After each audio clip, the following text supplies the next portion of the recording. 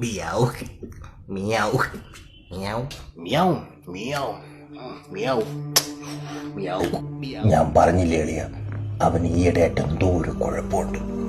സത്യമാവും. Meow meow. Day, ഇതൊന്നും അല്ല, ഇന്നല്ലാത്തൊരു വേറൊരു സംഭവം നടന്ന്. ഡേ, നീ ഇതോടെ പോകുമ്പോ ചന്ദ്രനില് എങ്ങനെ പിക്കിയ ഏലിയം വരും.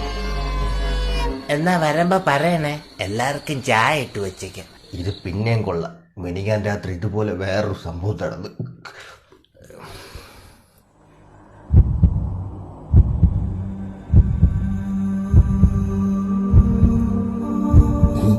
പല ഭ്രാന്തനെ കണ്ടിട്ടുണ്ട്.